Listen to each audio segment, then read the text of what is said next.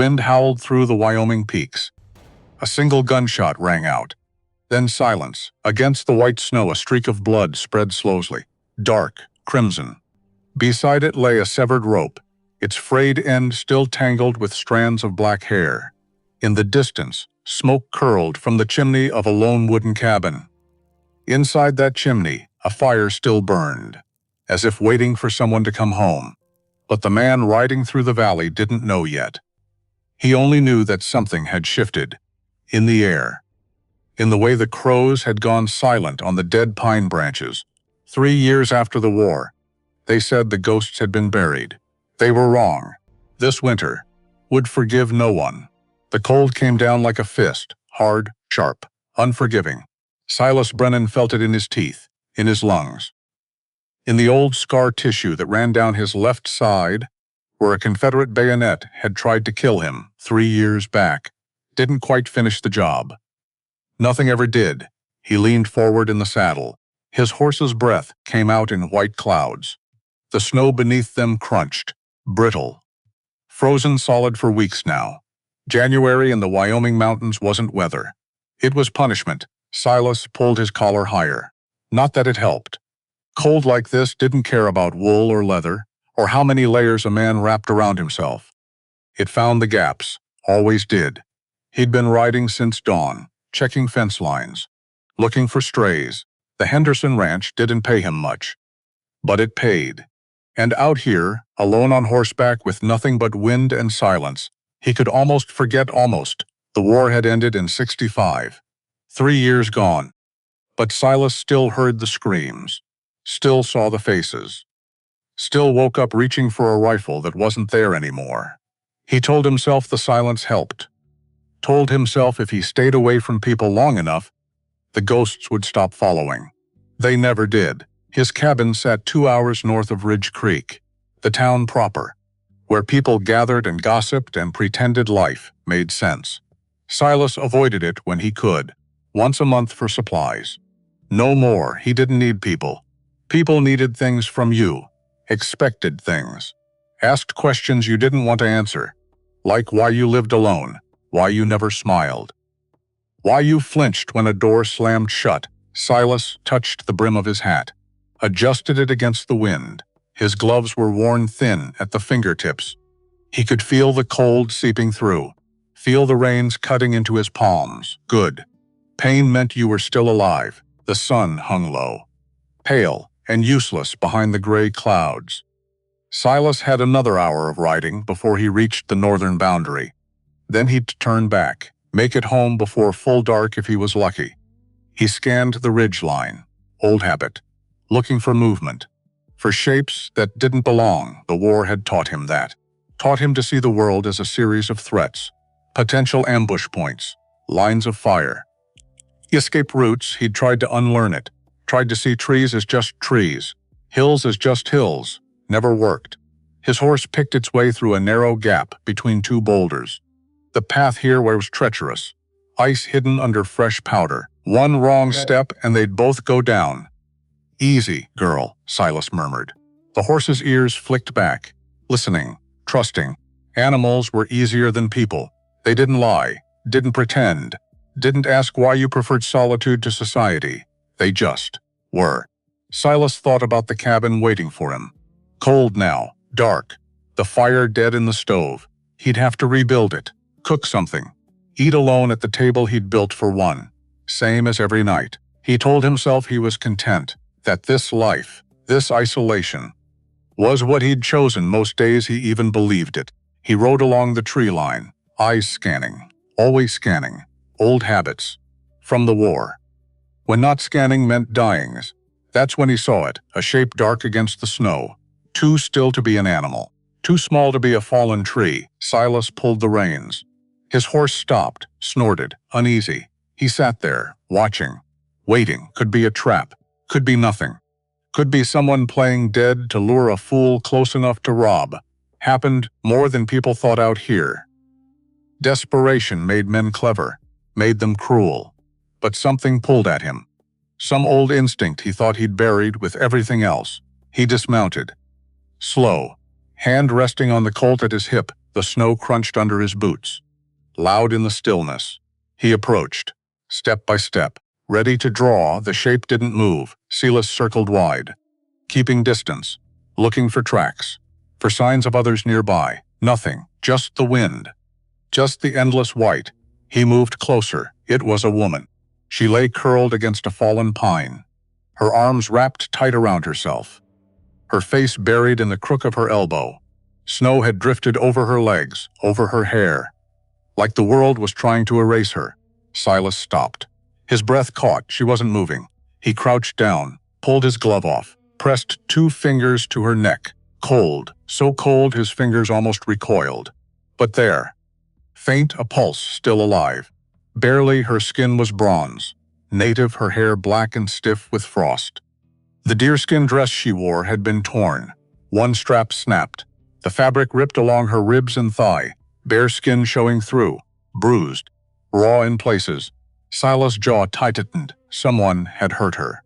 Left her here to die. He pulled his hand back, looked around again, scanning the tree line, listening hard. No tracks but his own, no sounds but the wind. Whoever had done this was gone. Long gone. He looked back at her, at the way her body had curled inward, trying to hold on to warmth that wasn't there anymore. Her lips were blue, her fingers like ice. How long had she been here? Hours? Days? Silas checked the snow around her, disturbed, but covered over. At least 1 full day, maybe 2. That she was still breathing was a miracle or a curse, depending on how you looked at it. He should leave. That's what the smart part of him said. The part that had survived 3 years of war by not taking on fights that weren't his. She's not your problem. You don't know what she did, what trouble she's running from. Walk away. But his hands were already moving, sliding under her shoulders, under her knees, lifting. She was light, too light. Her body rigid with cold, her head lolling against his chest. Silas carried her to his horse. The animal shifted, nervous, smelling death close. Easy, Silas murmured, his voice rough, unused to speaking. He settled her across the saddle, pulled himself up behind her, wrapped his coat around her shoulders. It wouldn't be enough. Not nearly. But it was all he had. The ride back took forever. Silas kept one arm around her, holding her steady, keeping her from sliding off. Her breath came shallow, uneven, each exhale so faint he had to lean close to hear it. Don't die. He didn't know why that mattered. Didn't know her name, didn't know her story, but he'd left enough people behind. In the war, in the mud and blood and smoke. Not again, not this time. The sun dropped lower, the temperature with it. Silas felt the cold biting deeper, felt it in his chest. His bones, the woman in his arms, didn't move, didn't make a sound, just that faint breath. He urged his horse faster, as fast as he dared on the icy ground. The cabin. He just needed to reach the cabin then. Maybe he could save her, if it wasn't already too late. By the time the cabin came into view, his arm was numb, his shoulder burning. The sky had gone gray, heavy with the promise of more snow. He kicked the door open, carried her inside, set her down on the bed, the only bed. Narrow and plain, and made with military corners, because old habits died hard. The cabin was cold. He'd let the fire die before leaving that morning. Now he cursed himself for it. He moved fast, built up the fire until it roared, filled the kettle, set it on the stove, pulled every blanket he owned and piled them over her. Lips were blue. Her fingers curled like claws. Silas knelt beside the bed, chafed her hands between his, trying to bring warmth back into them, trying to pull her back from whatever edge she was teetering on. Come on, he said, his voice low, urgent. Don't quit now, she didn't respond. He worked through the night, kept the fire blazing, warmed broth and spooned it between her lips. Most of it dribbled back out, but some went down. Had to count for something. Her eyes flickered open once. Just for a moment, dark eyes, confused. Afraid, she looked at him, at his face hovering over hers. Then her lids sank shut again. Silas sat back, ran a hand through his hair. His fingers came away, damp with sweat despite the cold. He should have left her. That thought kept circling. Over and over, this was going to bring trouble. He could feel it already, settling into his bones like the cold. But when he looked at her, at the way her chest rose and fell under the blankets, he couldn't regret it. Not yet. The hours passed slow. Silas added wood to the fire, checked her pulse, her breathing, changed the damp cloth on her forehead. He'd done this before, in the war, tended wounded men in field hospitals, watched some live, watched most die. He knew the signs, knew when a body was fighting, when it was giving up. This woman, she was fighting, stubborn good. Stubborn meant survival. Near midnight, her breathing changed, steadied, deepened. Silas leaned closer, touched her forehead, warmer, not warm, but warmer. He allowed himself a breath. Just one. She might make it, might. Dawn came pale and grudging. Silas sat in the chair by the bed, his Colt on the table beside him. He hadn't slept, just watched, waiting for her to stop breathing, waiting for the decision to save her, to turn into the decision that got him killed. Neither happened. She stirred as light crept through the shutters. Her head turned on the pillow, her fingers flexed. Silas leaned forward, her eyes opened, slower this time, more aware. She looked at him, then at the room, the rough timber walls, the fire still crackling, the rifle hanging above the door. Her body went rigid. Easy, Silas said, his voice quiet, steady. You're safe. She didn't believe him. He could see it in the way her hand slid under the blanket, searching for a weapon that wasn't there. You were dying, Silas said, in the snow. I brought you here. Her eyes narrowed. She didn't speak, just watched him, measuring smart. Silas stood slow, keeping his hands visible, moved to the stove, poured water into a tin cup, set it on the table beside the bed. Drink if you want, he said. I'm not stopping you from leaving. But you won't make it far in this cold. Not without gear. He turned his back, gave her space, pretended to busy himself with the fire. Behind him, he heard the bed creak, heard her shift, the cup scraping against wood as she picked it up. He waited, listened to her drink. Small sips. Careful. After a long moment, she spoke. Why? Her voice startled him. Rough, hoarse, but clear. Silas turned. She was sitting up now, the blanket pulled tight around her shoulders, her hair falling wild around her face. Why what? He asked. Why did you save me? Silas studied her, the defiance in her eyes, the fear underneath it. Couldn't leave you, he said simply. Why not? He didn't have a good answer for that. Not one that made sense. Didn't seem right, he said finally. She watched him, silent. Then her gaze dropped to the cup in her hands. I'm Kiona, she said. Quiet, Silas. She nodded. Took another sip. Her hand shook, just slightly. How long was I out there? Don't know. At least a day. Maybe two, and you just found me? Yes. Why were you riding that far out? Checking fence lines. She absorbed this, her eyes never leaving his face. Where am I? My cabin. 2 hours north of Ridge Creek. Ridge Creek. She tested the name, shook her head. Don't know it. Small town. 200 people, maybe less, and they'll know I'm here? Silas didn't answer right away, just poured himself coffee. Took a sip. Eventually, he said. Word spreads. Kiona's face tightened. Her hand gripped the cup harder. Then I need to leave. Now. You won't make it. I'll try. You'll die. She looked at him. Hard. Better than what's waiting for me. Silas set his coffee down, crossed his arms. What's waiting for you? Kiona's jaw clenched. She looked away. Doesn't matter. It does if they're coming here. They will. When they find out, who? Silence. Silas waited. Didn't push. Just waited. Finally, Kiona spoke, her voice barely above a whisper. The man who owns me. Those words hit like a fist. Owns. Like she was livestock. Property. Silas turned. Slow. Nobody owns you, he said. Her laugh was bitter. Sharp. Tell him that I will. She looked up. Surprise flickering across her face. Silas met her eyes. Held them. You're under my roof now, he said. That means something. You don't know what you're saying? I know exactly what I'm saying. Kiona stared at him, like she was trying to figure out if he was lying. If this was some new kind of trap. He's powerful, she said. Rich, has men, guns. So you're one man, living alone. What can you do? Silas picked up his Colt, checked the cylinder, set it back down. Enough, he said. Kiona shook her head. You don't understand. The law. The law is on his side. Then the law's wrong. That doesn't matter. He has papers. Legal papers. Says he bought me from a crow trader 6 months ago. Silas's stomach turned. Bought. Yes, people aren't.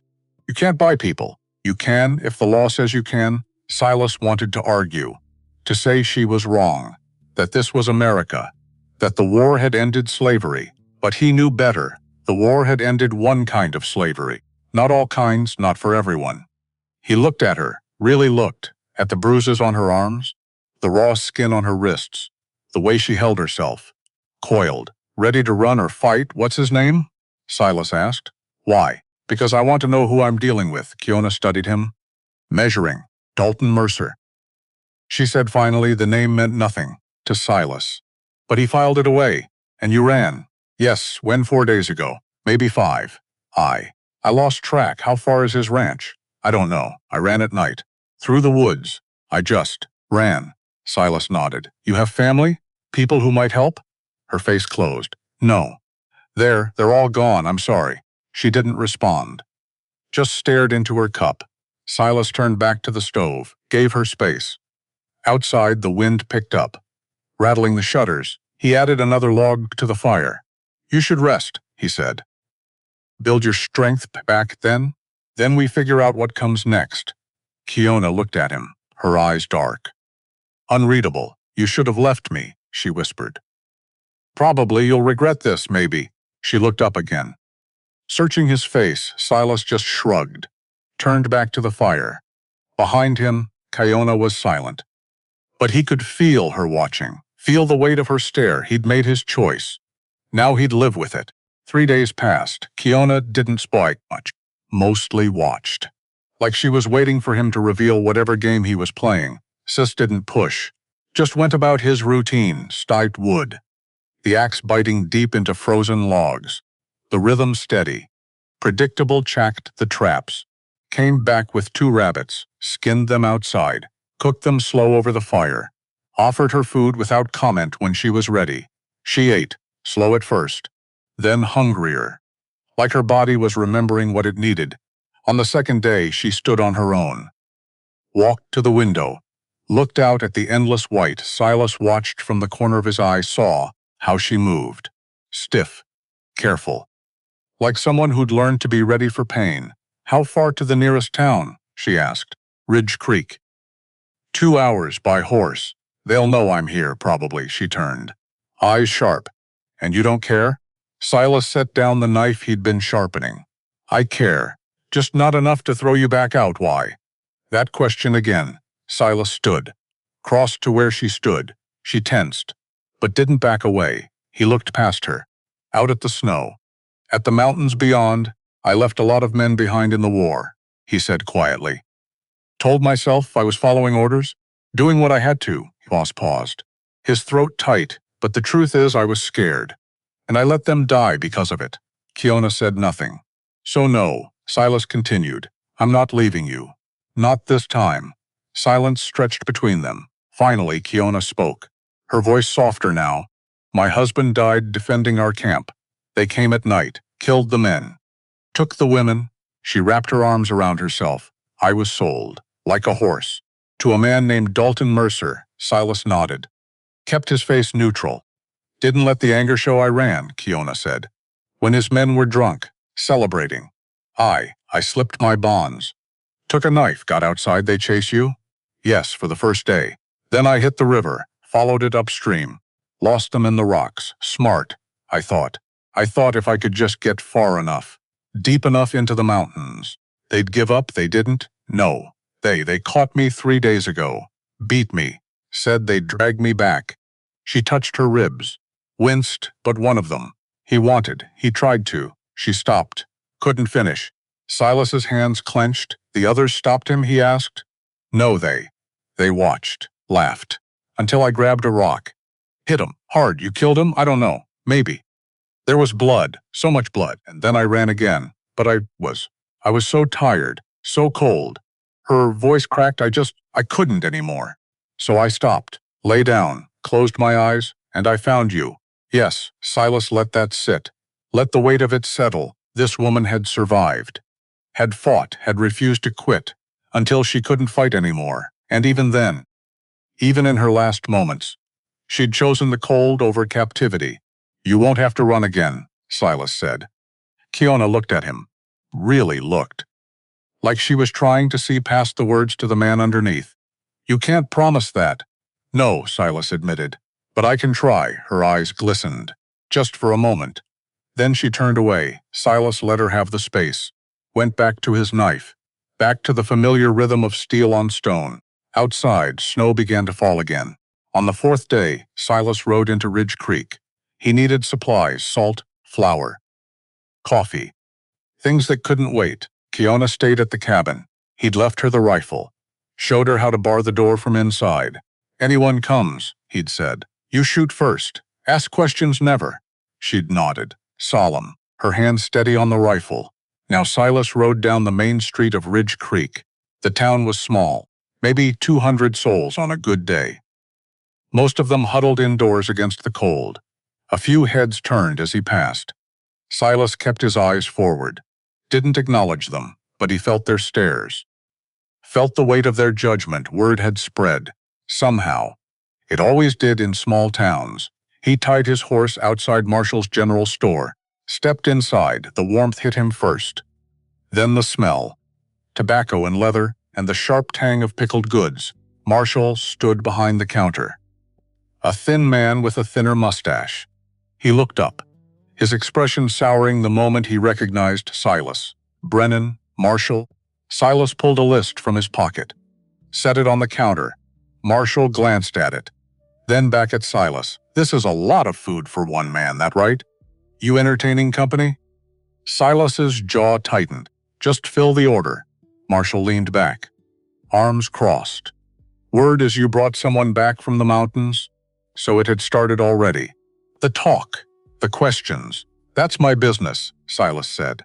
It's the town's business when you bring trouble. I'm not bringing trouble, no? Marshall's eyes narrowed. What kind of woman you got up there, Brennan? Silas's hand moved. Not to his gun, just his belt. A subtle shift. Marshall noticed. Swallowed. Fill the order, Silas said again. Quiet. Dangerous. Marshall hesitated. Then nodded. Started pulling items off the shelves. Behind Silas. The door opened. Cold air rushed in. He turned. Two men entered. Ranch hands from the Henderson spread. Silas recognized them. Miller and Sykes, they saw him. Stopped, Brennan, Miller said. His voice flat. Miller. Heard you got yourself a house guest. Silas didn't respond. Indian, they're saying. Cheyenne, maybe? That's my business, is it? Sykes stepped closer. Because Mr. Henderson. He's wondering. If you're still planning to work his ranch, or if you're too busy playing house. Silas turned to face them, full on. I'll be at work Monday. Like always, Henderson says maybe you shouldn't bother. Says a man who harbors trouble. Ain't a man he wants working for him, the words landed. Heavy Silas had expected this, but it still hit. Losing the ranch job meant losing his income, his way to buy supplies, his connection to the town. It meant isolation. Complete that Henderson's words? Silas asked. Or yours? Miller shrugged. Does it matter? It does. Why? Because if it's his words, I'll talk to him direct if it's yours. I'll deal with you right here. The threat was clear. Miller's hand drifted toward his belt. Where a knife hung, Sykes put a hand on his arm. Not worth it. They stared at each other. The store gone silent, finally. Miller stepped back.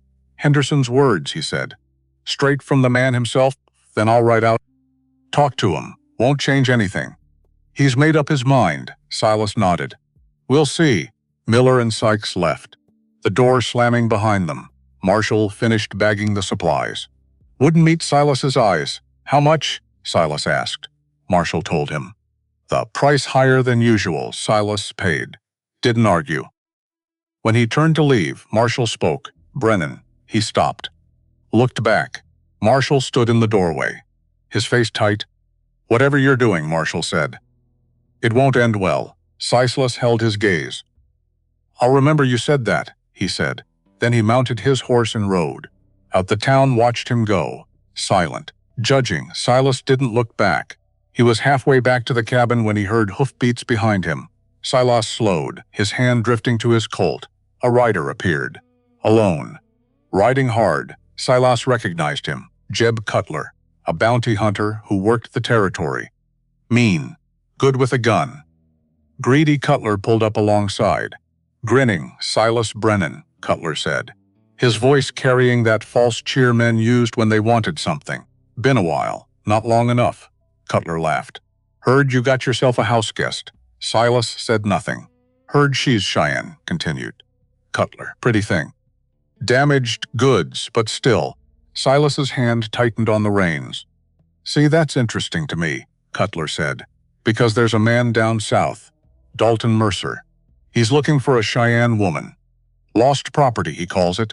Silas's blood went cold. He's offering $50 for her return, Cutler said. Alive and unharmed, she's not property. Law says different. Law's wrong, Cutler's grin widened. Maybe, but $50 is $50. He leaned closer, his breath visible in the cold. You got two choices, Brennan. Hand her over peaceful-like, or I come take her. Either way, she's going back. Silas turned in his saddle, faced Cutler full on. You can try, he said, his voice flat. Cold, but you won't make it past my door. Cutler's grin faltered. Just a fraction, you threatening me? Promising. They stared at each other, the wind howling between them. Cutler's hand drifted to his gun. Silas watched. Ready, but Cutler didn't draw. Finally, he laughed. But it sounded forced. Your funeral, Brennan. He spurred his horse, rode off. Silas watched him go, watched until he was just a speck against the white. Then he turned, rode hard for the cabin, his mind racing. Cutler would go to Mercer. Tell him where to find Kiona. That meant. What, 2 days?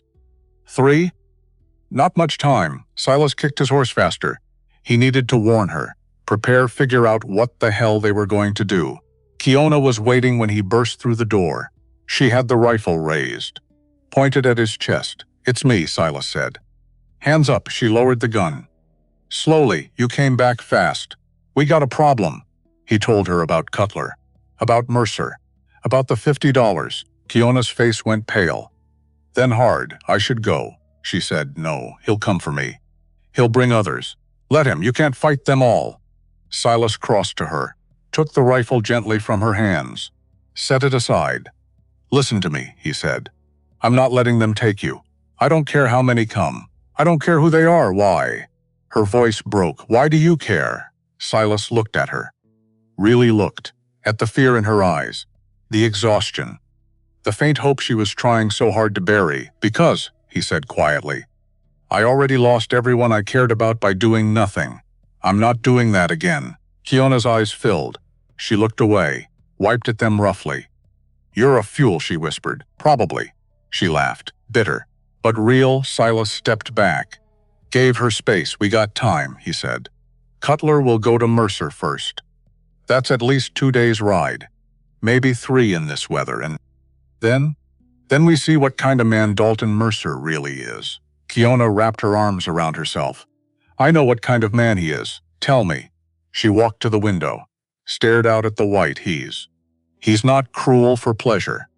That's what makes him worse. Silas waited. He's practical, Kiona continued. He sees the world as things he can use, people, animals, land, all the same to him. How'd you end up with him? The Crow. After my husband died, after the raid, they took the women. Some they kept, some they sold. Her voice was flat, empty. Mercer was there. At the trading post, he looked at us, like horses, checked our teeth, our hands, asked if we could cook. So, and he bought you, yes. For 2 rifles and a bolt of cloth.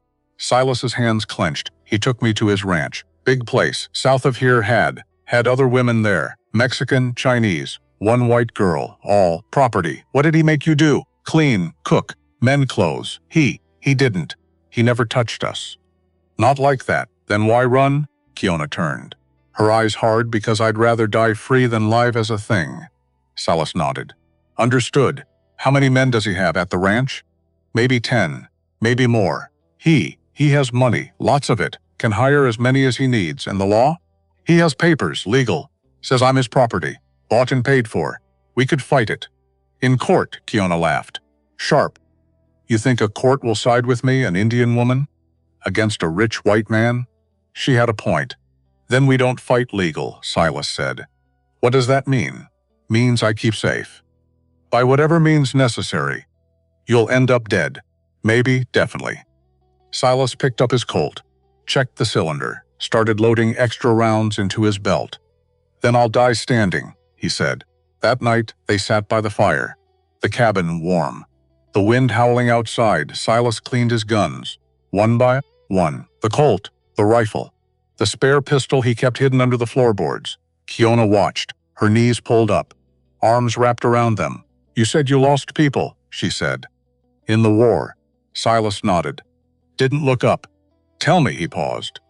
The cleaning cloth still in his hand. Not much to tell, he said. We were in Virginia. Cold, wet, outnumbered. He set the cylinder back into the frame, spun it. Listening to the click, we got orders to retreat, leave the wounded. I followed orders. His jaw tightened. 3 men were still alive when we left. They called out. Begged us to come back. He looked up. Met Kiona's eyes. I didn't go back. Kiona was quiet for a long time. Were you afraid? She asked, terrified. Then you're human. Silas shook his head. Being afraid doesn't make it right. No, Kiona said. But it makes it understandable. Silas looked down at the gun in his hands. I told myself I'd never be that man again, he said quietly. The one who walks away, and now I don't walk away. Kiona studied him. Then slowly she unfolded herself. Nas crossed to where he sat. She knelt beside him, her hand resting on his shoulder. Thank you, she said. Soft. Simple. Silas looked at her, at the firelight playing across her face, at the strength in her eyes despite everything. Don't thank me yet, he said. But he didn't pull away from her touch. They sat like that, the fire crackling. The wind outside. After a while, Kiona spoke again. My husband. His name was Dakota. It means friend to everyone. Silas listened. He was kind, patient, taught me to ride, to track, to see the world as something beautiful, not something to fear. Her voice caught when they came. The raiders. He told me to run, to take the other women and run. But I couldn't leave him. What happened? He fought. Killed 2 of them before they shot him. I saw him fall, saw the blood. And then someone hit me, and when I woke up, I was bound. In a wagon. She wiped her eyes.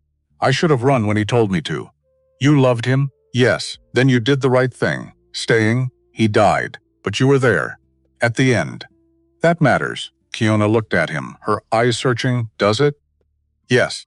She leaned her head against his shoulder. Just for a moment, Silas let her. Didn't move. Didn't speak. Let her be. Outside, the wind screamed. Inside, 2 broken people sat together, and for the first time in a long time, neither felt alone.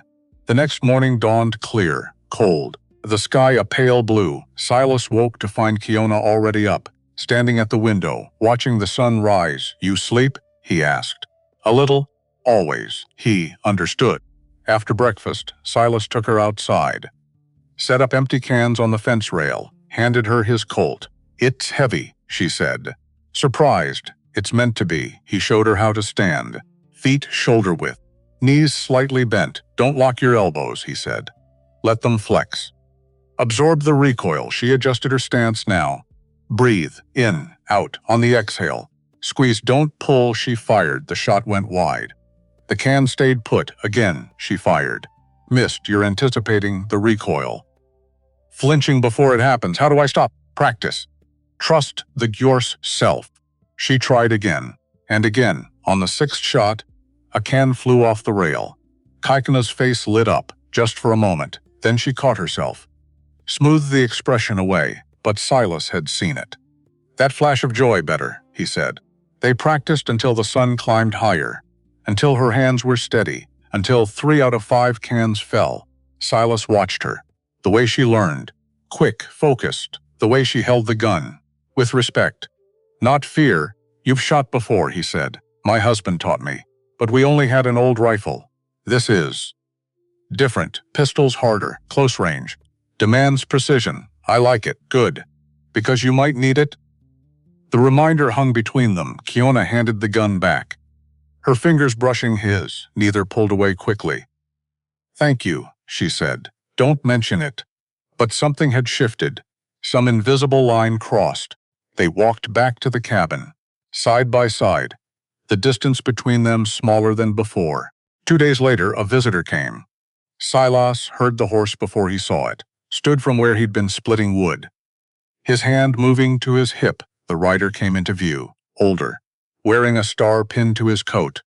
Sheriff Rhett Caldwell. Silas set the axe down. Waited. Caldwell dismounted, slow, his joints stiff from the cold and the years. Silas, he said, Sheriff. Caldwell looked past him, at the cabin, at the smoke curling from the chimney. You got a woman in there? Not a question, I do. She Cheyenne? She is, Caldwell sighed, pulled off his gloves, tucked them in his belt. You know a man named Dalton Mercer came to see me yesterday, he said. Silas said nothing. Showed me papers, Caldwell continued. Legal papers. Says he purchased a Cheyenne woman from a Crow trader 6 months back. Says she ran off. Says you got her, she's not property. Law says she is. Then the law's wrong. Caldwell looked at him. Sad. Tired, Silas, I know you. You're a good man. But this ain't a fight you can win. Watch me. Mercer's got money, got lawyers, got men who'll do what he says without question so? So, you're one man, living no family, no standing. Caldwell stepped closer, his voice dropping. He can take her back, he said, and there's nothing you can do about it. Not legally, Silas met his eyes. Then I guess I'll do it illegally. Caldwell closed his eyes, shook his head. Don't make me arrest you, son. Then don't. They stood facing each other, old man and young, law and conscience. The cabin door opened. Kiona stepped out, wrapped in one of Silas's shirts, too big for her. She looked at Caldwell, at the star on his chest.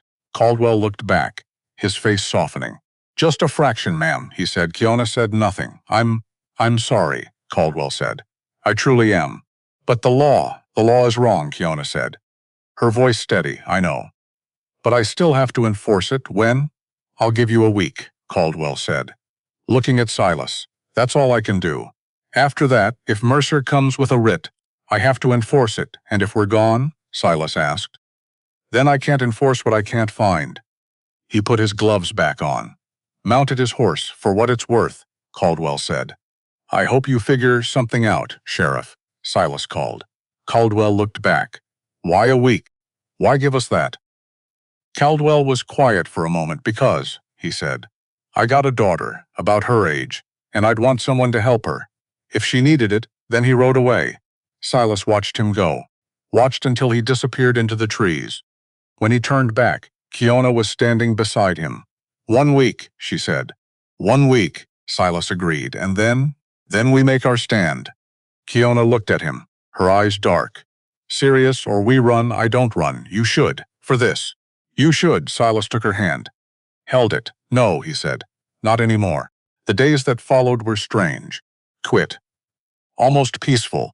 Silas and Kiona fell into a rhythm. He'd wake early, build up the fire. She'd make coffee. They'd eat in silence.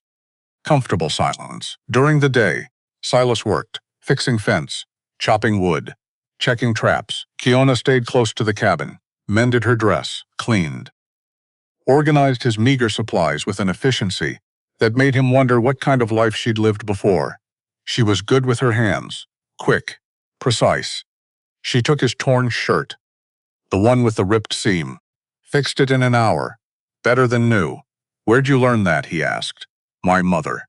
She was the best seamstress in our village. She teach you other things? How to tan hides, make medicine from plants, read the weather, useful skills. Not useful enough to keep her alive, the words were bitter. Silas didn't push. In the evenings they sat by the fire. Sometimes they talked. Small things. Weather. Work. Memories that didn't hurt too much. Silas told her about his childhood. Growing up in Ohio, his father a blacksmith, his mother a teacher, both dead now. Fever took them during the war. Kiona told him about the buffalo hunts, the long migrations, The ceremony she could barely remember. We were free, she said before. Before everything changed. What changed? White men, settlers. Treaties that meant nothing. Promises broken before the ink dried. She looked at him. No offense. None taken. You're different, am I? Yes, you see me. Not what I represent. Not what you think I should be. Just me. Silas didn't know what to say to that, so he just nodded. On the fifth night, Kiona asked him something unexpected. Have you thought about leaving here? Ridge Creek, Wyoming, the territories. All of it, Silas considered. Where would I go? I don't know, Fornia. Oregon. Somewhere new. Why? Because here you're known. People have opinions, expectations. But somewhere new. You could be anyone. I'm not running from who I am, I know. But sometimes a fresh start. It helps. Silas looked at her. Is that what you want? A fresh start? Kiona's eyes dropped. I want to not be property, to not be hunted, to just exist. You do exist, here. Now, for how long? Silas didn't have an answer to that. On the sixth night, a storm came. Not just snow. A blizzard. Wind that shook the cabin walls. Snow so thick Silas couldn't see the fence rail from the window. He built up the fire, blocked the gaps in the shutters with rags. Made sure they had enough wood stacked inside. Kiona watched him work. Nervous, how long will it last? She asked. Could be hours, could be days, and if someone comes? They won't. Not in this. But he checked his guns anyway. Made sure they were loaded. Within reach, the temperature dropped. Fast. Even with the fire roaring, cold seeped through. Found the cracks.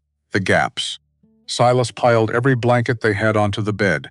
You should sleep there, he said. Stay warm. What about you? I'll be fine in the chair. Don't be stupid. There's room. Silas hesitated. Kiona patted the space beside her. I'm not afraid of you, she said. I know. Then don't be afraid of me. He wasn't afraid. Not exactly, but this was different. Still, the cold was biting deeper, and the chair wasn't going to cut it. He climbed onto the bed, stayed on his side, careful not to crowd her. Kiona pulled the blankets over both of them. The warmth was immediate, shared body heat pushing back the cold. They lay there, side by side. Not touching for a long time, neither spoke. Then Kiona's voice. Soft in the darkness, Silas? Yeah, thank you. For everything. You don't have to thank me, I do. Because I was ready to die. Out there in the snow. I wanted to. Her voice cracked, and then you brought me back, gave me a reason to try again. Silas turned his head, looked at her. In the firelight, her eyes glistened. You gave yourself that reason, he said. I just didn't let you quit. Same thing, no. It's not, she turned toward him. Their faces close now, Silas. I need you to know, if Mercer comes, if he takes me, I won't blame you. He's not taking you. You can't promise that. I can try, and if trying gets you killed, then I die knowing I did the right thing. Kiona's hand found his, under the blankets. Their fingers intertwined. You're a strange man, Silas Brennan. So I've been told. She smiled small. Real, and then, without planning it, without thinking, she leaned forward, pressed her lips to his, soft, tentative. Silas froze, his mind stuttering. Then he kissed back, gentle, careful. When they broke apart, both breathing harder, Kiona rested her forehead against his. This doesn't have to mean anything, she whispered. Yes, it does, Silas said. She pulled back. Looked at him. What does it mean? It means I care. About you. About what happens to you. Just care? Silas swallowed. More than care. Kiona's eyes searched his face, then she kissed him again. Deeper this time. And Silas. Silas let himself feel it. Let himself want it. For the first time in 3 years. For the first time since the war, he let himself hope. Morning came with unexpected quiet. The storm had passed. The world outside buried under fresh white. Silas woke to warmth. To Kiona's head on his chest, her arm across his waist, he stayed still. Not wanting to wake her, not wanting this moment to end, but she stirred. Her eyes opening, for a second confusion, then memory, then Something else, not regret, something softer. Morning, she said. Morning. They lay there, neither moving. Finally, Kiona spoke. Last night. Was that okay? More than okay. I haven't. Not since my husband. I know, and you? Have you? Have there been others? No. Not since before the war. Why? Silas thought about it. Didn't seem right. To get close to someone when I couldn't feel anything, and now? He looked at her. Now I feel everything. Kiona's breath caught. Silas. I can't promise you anything. I don't know what tomorrow brings. Don't know if we even have a tomorrow. I know. And you're okay with that? I'd rather have today with you than 100 tomorrows alone. Kiona's eyes filled. She kissed him. Hard. Desperate. And for a while they forgot about Mercer, about the law, about everything waiting outside. They just were together. When they finally rose, the sun was high. Silas made breakfast. Kiona sat at the table, wearing his shirt again. They ate, talked, laughed at small things. For a few hours it felt normal, like they were just two people, building something. Not running from something. But the illusion couldn't last. Because that afternoon, when Silas went to check the perimeter, he found tracks. Fresh. Someone had been watching the cabin. Silas didn't tell Kiona right away, didn't want to scare her, but he prepared leavened extra ammunition, placed guns at strategic points, made sure the cabin was secure. When Kiona asked what he was doing, he just said, being careful. She didn't believe him. He could tell, but she didn't push. That night, Silas didn't sleep, sat in the chair, gun across his lap. Watching, waiting. Dawn came gray and cold. And with it, horses. Silas heard them before he saw them. Multiple riders. Coming fast, Kiona, he said. Urgent. Get the rifle. Stay inside. What? Now. She grabbed the rifle. Moved to the window. Silas stepped outside. Closed the door behind him. 6 riders appeared. Coming up the trail. Leading them was a man Silas didn't recognize. Older. Well-dressed. Riding a horse that cost more than most men made in a year. Dalton Mercer. Had to be. Behind him rode Jeb Cutler and 4 others. Hard men. The kind who killed for money and slept fine after. Silas stood, his hand resting on his Colt. The riders stopped 20 feet from the cabin, Mercer in front. Smiling, Mr. Brennan, Mercer called out, his voice smooth, cultured. I believe we have business to discuss. Silas said nothing, just stood, his hand steady. Mercer's smile widened. You have something that belongs to me. I'm prepared to compensate you for the trouble of her care. Shall we say $100? She doesn't belong to you. The law says otherwise. The law's wrong, Mercer sighed. Like Silas was a child who didn't understand, Mr. Brennan. I'm trying to be reasonable here. I have the numbers, the legal right, but I'm offering you money. Good money. No? That's right. Mercer's smile faded. His eyes went cold. Then you're a fool. He raised his hand, gestured. Cutler and the others started to dismount. Silas drew. The Colt came up smooth, fast, the hammer clicking back. Everyone froze. Next man who moves, Silas said quietly. Dice. Mercer stared at him. Reassessing. You'd start a war over a woman, he asked. If I have to. You can't win. Maybe not. But I'll take 3 of you with me. Starting with you. The Colt pointed directly at Mercer's chest. Mercer's jaw tightened. But he didn't move. Long seconds passed. The wind the only sound. Finally, Mercer lowered his hand. Cutler. Stand down. Cutler hesitated, then stepped back. Mercer looked at Silas, his eyes hard as stone. This isn't over, he said. I know. I'll be back. With more men. With the law. I'll be waiting. Mercer turned his horse. The others following. They rode away slowly. Making a point, Silas didn't lower the gun until they were out of sight.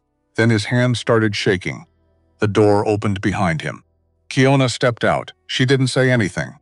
Just stood beside him, her shoulder touching his. He'll come back, she said. Yes, with more. Yes, you should let me go. Silas finally holstered the Colt, turned to face her. No, he said. Silas, no, he took her hand, held it tight. I don't care how many he brings, Silas said. I don't care what the law says. You're staying here. With me? Kiona's eyes filled. She looked down at their joined hands.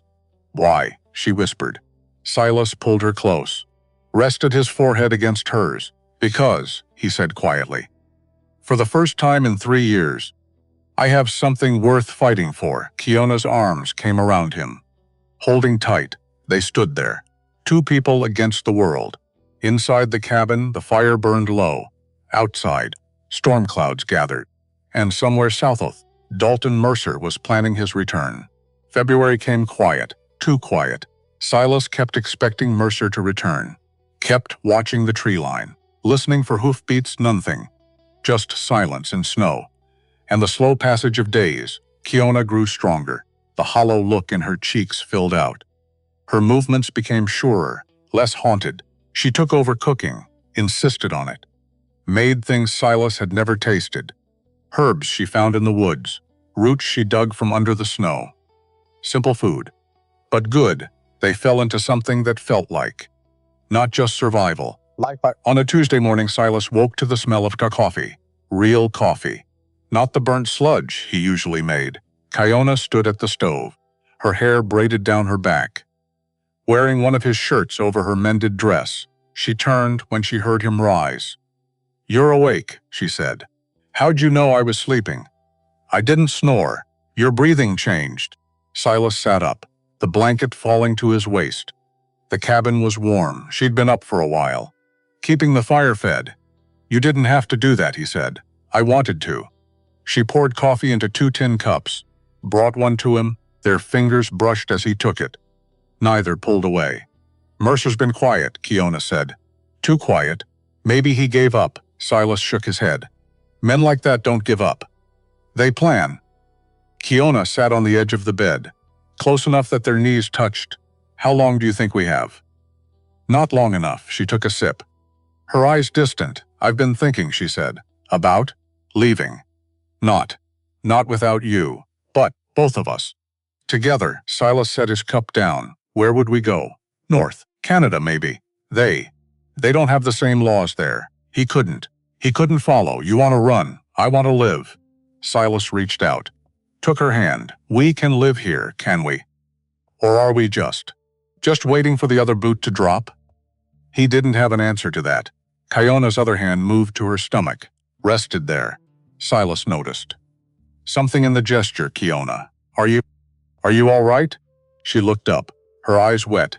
I need to tell you something. His stomach dropped. What? She took a breath, let it out slow. I'm pregnant. The words didn't register at first. Then they hit like a fist.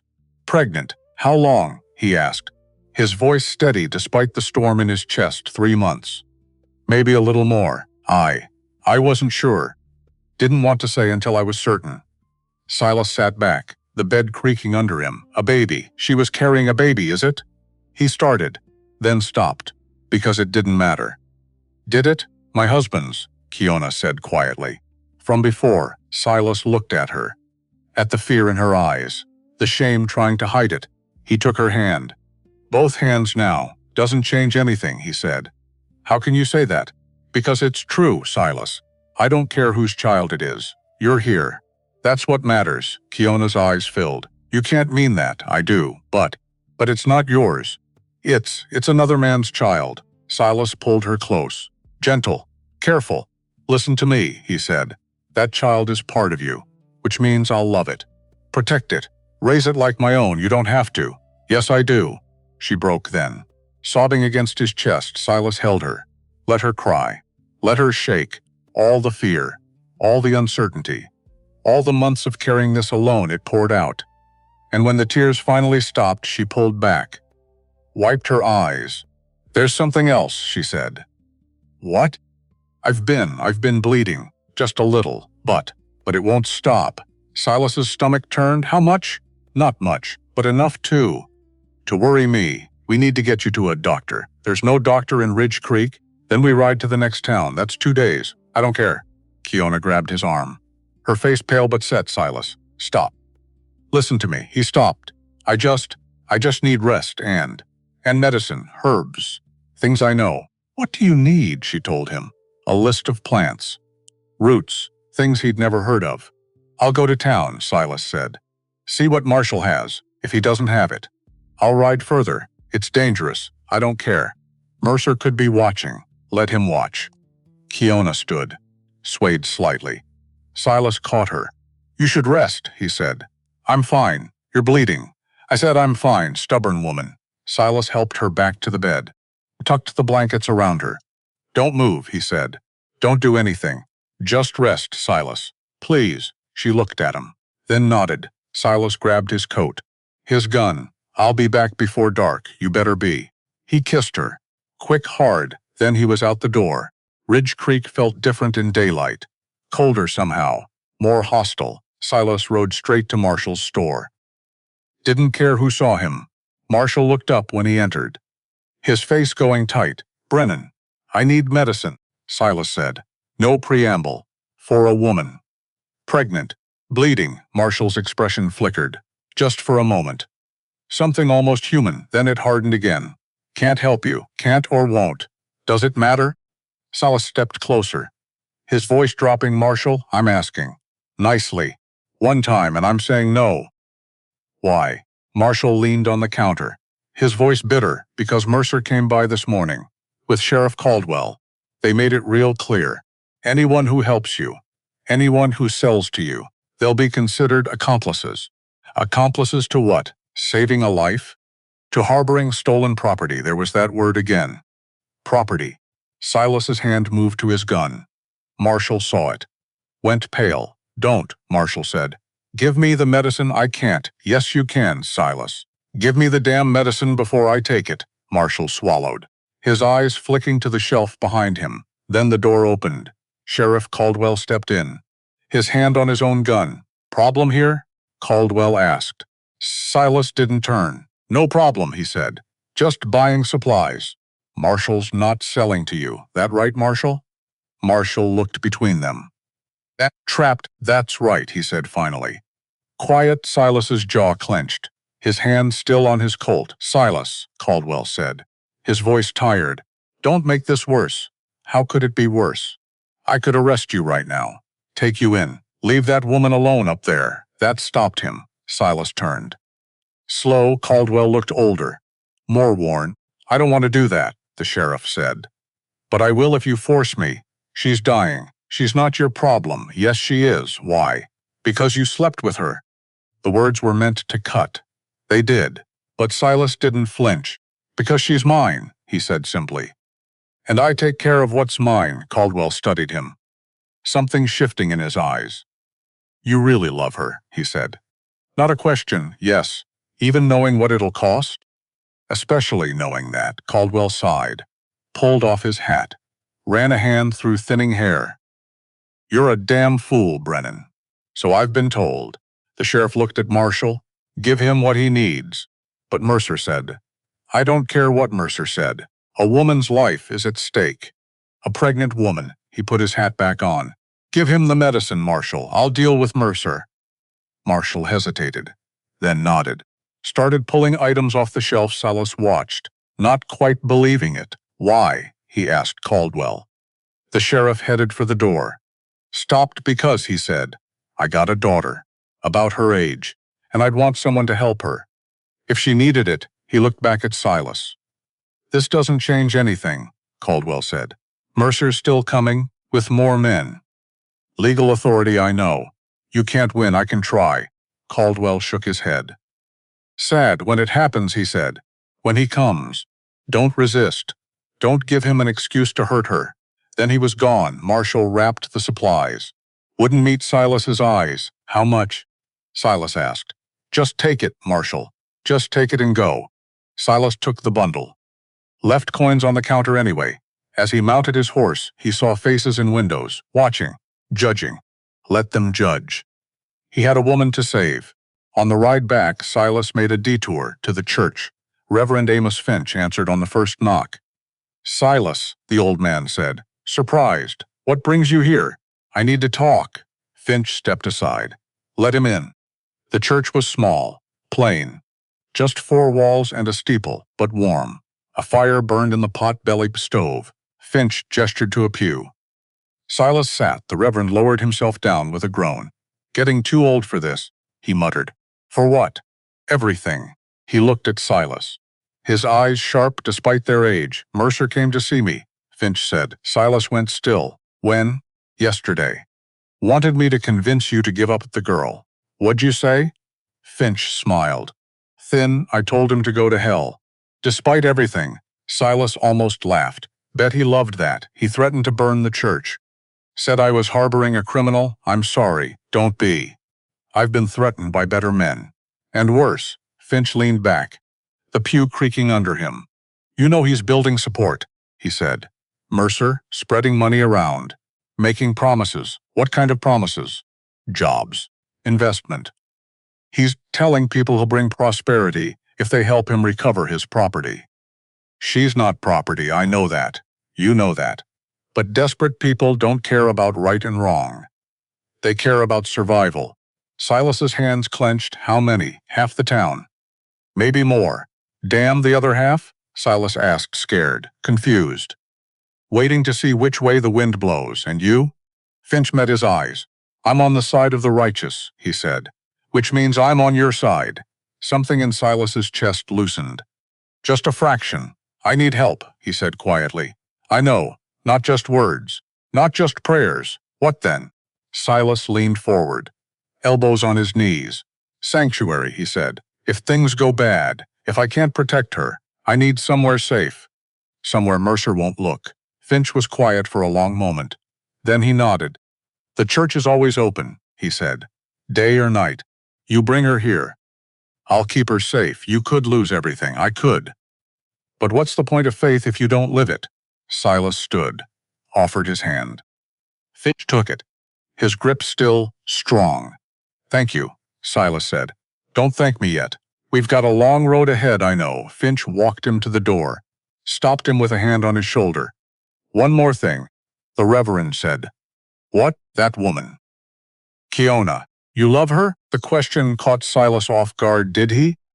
He thought about the way she moved through the cabin, the way her hand found his in the dark, the way she smiled when she thought he wasn't looking, the way his chest tightened when he thought about losing her.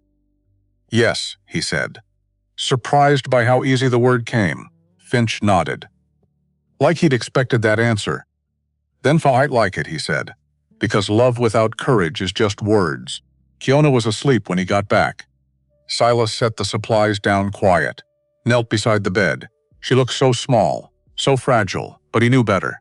She was steel underneath, forged by fire and loss, just like him.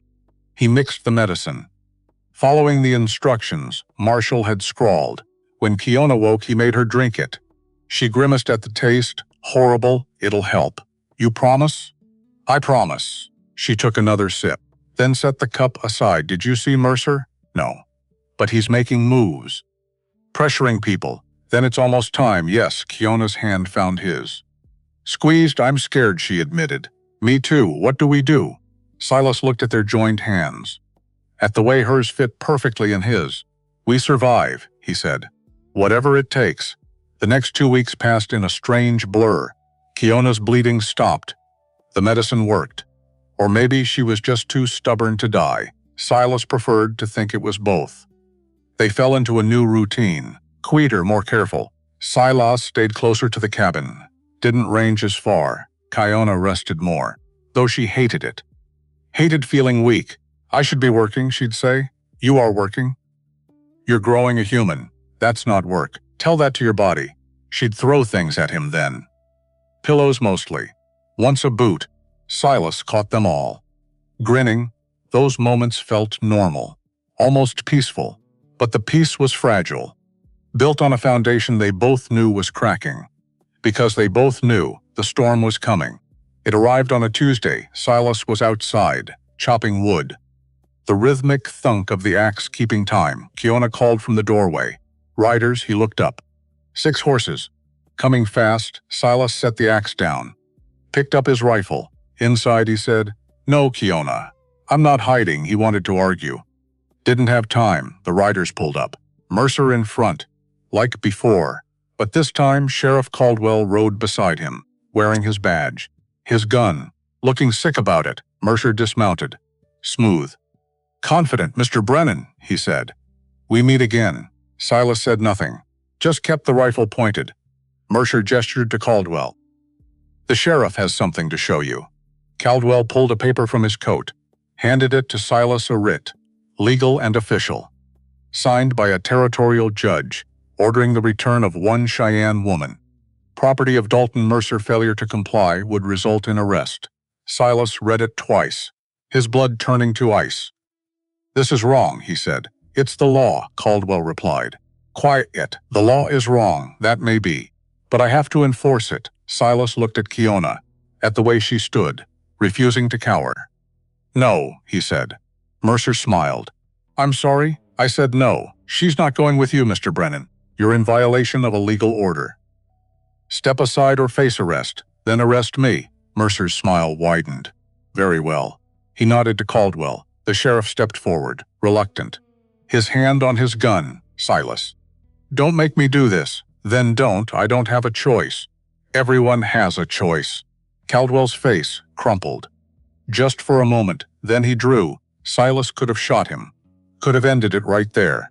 But Caldwell was a good man, caught in an impossible situation. So Silas lowered his rifle. Caldwell came forward, slow, took the rifle from Silas's hands, then the Colt from his belt. I'm sorry, Caldwell whispered.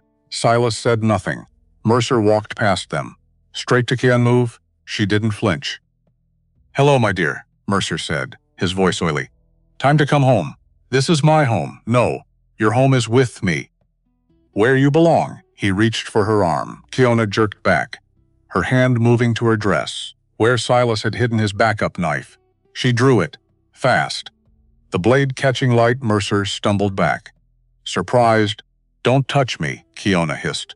Mercer's men drew their guns, all four of them, pointed at Kiona. Drop it, one said. Kiona didn't move. Silas stepped forward, unarmed. Desperate, Kiona. Don't. I'm not going with him. I know. But you can't fight them all. I can try, and you'll die. Along with the baby. That stopped her. Just for a second, Mercer's eyes widened, then narrowed. A baby? He said. Voice cold. How delightful. He looked at Silas. Yours? Does it matter? It does. Because it means she's worth even less now. Kiona's hand shook. Rage and fear warring, Silas moved closer, blocking her from Mercer. Listen to me, he said. Low, urgent. This isn't over, but you have to survive the baby. For us. Silas, trust me. Please. Their eyes met. Held. Finally, slowly. Kiona lowered the knife. Mercer's men moved in, grabbed her arms. She didn't fight. But she didn't go easy either. As they dragged her toward the horses, she looked back at Silas. Find me, she said. I will. Promise. I promise. Then she was gone. Thrown onto a horse, hands tied. Mercer mounted his own horse. Looked down at Silas. You should have taken my offer, he said. Would have saved everyone a lot of trouble. Silas stared at him. His hands clenched so tight his nails drew blood. This isn't over, he said. Oh, I think it is. Mercer turned his horse. The others following, Caldwell stayed behind. Handed Silas his guns back. I'm sorry, he said again. Silas took them. Said nothing. Mercer has a ranch. 2 days south. That's where he's taking her. Silas looked up. Sharp. Why are you not telling me this? Caldwell met his eyes, 'cause He said, I got a daughter. Remember? And if someone took her, I'd want to know where to look. Then he mounted his horse and rode away. Silas stood there, alone. The cabin empty behind him. For a long moment, he just breathed, in and out, trying to keep the rage from consuming him. Then he went inside, started loading his saddlebags, ammunition, dried meat, water, everything he needed, because Sheriff Caldwell was wrong about one thing. This wasn't over. It was just beginning. Reverend Finch found him an hour later. The old man rode up, dismounted with a groan. Heard what happened, he said. Silas kept packing. Didn't stop, and I'm coming with you. That made Silas pause. You're 68 years old, exactly. And I can still shoot. This isn't your fight. It's everyone's fight. When injustice happens, good men can't stand by. Silas looked at him. At the determination in those old eyes. You'll slow me down, probably. But you'll need someone to watch your back. I work alone, not anymore. Finch pulled a rifle from his saddle. Old but well-maintained. I'm coming, he said. Simple, final. So you can argue. Or you can let me help. Your choice. Silas wanted to argue. Wanted to send the old man away. But the truth was he didn't want to do this alone. Fine, he said. But you follow my lead, agreed. And if I say run, you run, we'll see. Silas almost smiled. Almost, they finished packing in silence. 2 men, 2 horses. 1 impossible mission, 2 days of hard riding brought them to Mercer's ranch, big, sprawling. A main house, barns, bunkhouses, corrals, money. Lots of it. Silas and Finch watched from a ridge, studying the layout. How many men? Finch asked. 8 that I can see. Probably more inside. Odds aren't good. They never are. Silas pulled out a small spyglass. Scanned the buildings. There, a window on the 2nd floor. Curtains drawn, a shadow moved behind them. Kiona, had to be. She's in the main house, Silas said. 2nd floor. East side, how do we get to her? Silas lowered the glass. Thought the ranch sat in open ground. No cover. No way to approach without being seen. Unless we don't sneak in, Silas said. No? No. We walk in, Finch raised an eyebrow. That's your plan? Mercer wants to talk. Wants to gloat. We give him that chance, and then? Then we take her and run. That's a terrible plan. You got a better one? Finch thought about it, then shook his head. No, but I want it on record. This is a terrible plan. Noted. They rode down. Slow, hands visible. 2 men approached. Armed. Wary, state your business, one called. Here to see Mercer, Silas said. He expecting you? He should be. The men looked at each other. Uncertain, then one shrugged. Wait here, he went inside. Came back a minute later. He'll see you, but you leave your guns. Silas dismounted. Handed over his Colt, his rifle. Finch did the same. The men led them inside. The house was warm. Richly furnished. Paintings on the walls. Thick rugs, blood money, all of it. They were taken to a study, shelves of books. A massive desk. Mercer sat behind it. Smiling, Mr. Brennan, he said. I wondered when you'd arrive. Silas said nothing. Mercer gestured to chairs. Please, sit. I'll stand. Suit yourself. Mercer poured whiskey into a glass. Didn't offer any to Silas. You've come for the woman, Mercer said. Yes. She's not for sale. I'm not buying. I'm taking. Mercer laughed. Rich? Amused, are you now? And how exactly do you plan to do that? However I have to. Mercer's smile faded, his eyes going cold. You're in my house, Mr. Brennan, surrounded by my men, unarmed. And you think you can just take her? Yes. Why? Because she's mine. No. She's mine. I have the papers. Legal right. Silas leaned on the desk, his voice dropping. Papers don't mean anything. She's a person, not property. The law disagrees. Then the law is wrong. Mercer stood, came around the desk. You know what I think? He said. I think you're a fool. A romantic fool who thinks love conquers all. He stepped closer, but it doesn't. Money conquers all. Power, control, that's what matters. You're wrong, am I? Look around, Brennan. I built this. With money. With power. I own land, livestock, people. You don't own Kiona. I own every inch of her. Silas's fist flew before he could think. Connected with Mercer's jaw, the man stumbled back. Shocked, the door burst open, guards rushing in. They grabbed Silas, pinned his arms. Mercer touched his lip. Blood on his fingers. He laughed. There it is, he said. The real Brennan. The violent one. He nodded to his men. Take him to the barn.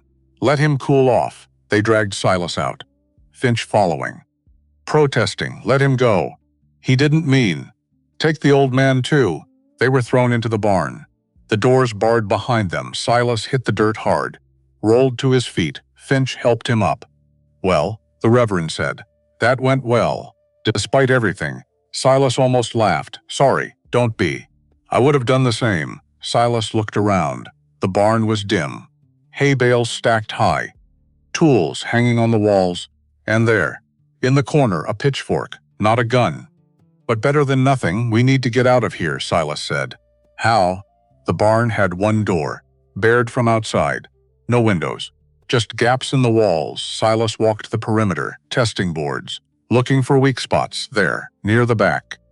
One board loose, he pulled. It gave. Just a little. Pulled harder. It cracked, came free. A gap opened. Just wide enough for a man to squeeze through. Come on, Silas said. They slipped out. Into the fading light, the ranch was quieter now. Most of the men inside. Eating, probably. Silas and Finch crept along the barn wall. Heading for the main house, a guard stepped out of the shadows. Hey, Silas was on him before he could shout. Hand over his mouth. Arm around his neck. The man struggled. Then went limp. Silas lowered him gently. Took his gun. Finch picked up the man's rifle. I thought we were sneaking, he whispered. Change of plans. They moved to the house. Found a side door. Unlocked, inside. Voices from the dining room. Laughter. Silas and Finch went the other way. To the stairs. Up. Slow. Careful. The second floor was quiet. Doors lining a long hallway. Silas tried the first. Locked the second. Empty. The third. It opened. Kiona sat on a bed. Her hands tied in front of her. She looked up. Her eyes went wide. Silas? He crossed to her. Cut the ropes with the guard's knife. Are you hurt? No. Just locked up. Can you walk? Yes, he helped her stand. She swayed. He caught her. The baby? He asked. Still there. I think. Finch appeared in the doorway. We need to go now. They moved into the hall. A door opened behind them. Mercer stepped out. He saw them. His face darkening. Stop them, he shouted. Footsteps. Running. Voices yelling. Silas pushed Kiona toward Finch. Get her out. The back stairs. What about you? I'll hold them off, Silas. Go. Finch hesitated. Then nodded. Took Kiona's arm. They ran. Silas turned. Faced Mercer. Men appeared behind the rancher. 4 of them. Armed. It's over, Brennan. Mercer said. Not yet. Silas raised the stolen gun. You won't shoot, Mercer said. You're not a killer. You don't know what I am. Mercer smiled. Cold. Yes, I do. You're a coward. Just like you were in the war. Just like you'll always be. Silas's finger tightened on the trigger. His hand steady. But he didn't pull it. Because Mercer was right about one thing. Silas wasn't a killer. Not like this. He'd killed in war. In chaos. In fear. But this was different. This was murder. And he wouldn't cross that line. He lowered the gun. Mercer's smile widened. I knew it. Silas looked at him. Really looked. You're right, he said quietly. I'm not a killer, he turned. But I'm also not staying. Then he ran. Behind him. Shots fired. Wood splintered. Bullets tearing through the walls. Silas dove down the back stairs. Hit the bottom hard. Finch and Kiona were at the door. Waiting. Move, Silas shouted. They burst outside. Into the cold horses. They needed horses. The stable was across the yard. Exposed. No choice, they ran more shots. Closer now. A bullet whined past Silas's ear. They reached the stable, threw open the doors. Grabbed the first 3 horses they saw. Silas lifted Kiona onto one. She grabbed the mane, held on. Finch mounted. Clumsy but determined. Silas swung up on the third. Ride, he shouted. They kicked the horses. Hard the animals bolted. Out of the stable. Across the yard. Men poured from the house. Shooting. A bullet caught Silas's shoulder. Burning. Tearing. He gasped.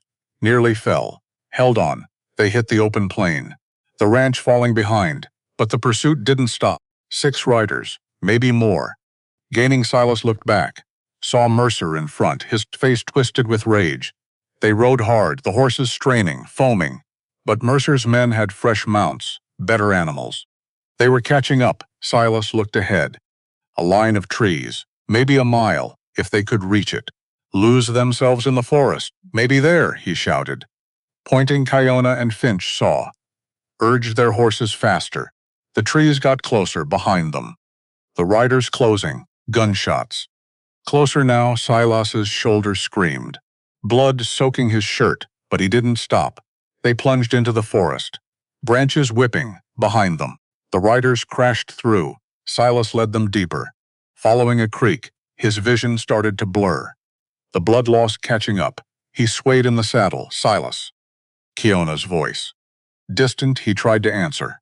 Couldn't. The world tilted, he fell. Hit the ground hard, darkness, then. Voices, not Mercer's men. Different voices. Silas forced his eyes open. Sheriff Caldwell stood over him. 5 other riders behind him. Easy, son, Caldwell said. You're safe. Silas tried to sit up. Couldn't, Kiona, he managed. She's fine. The Reverend's got her. Caldwell looked past him. At the forest. Mercer, he shouted. The rancher appeared. On horseback.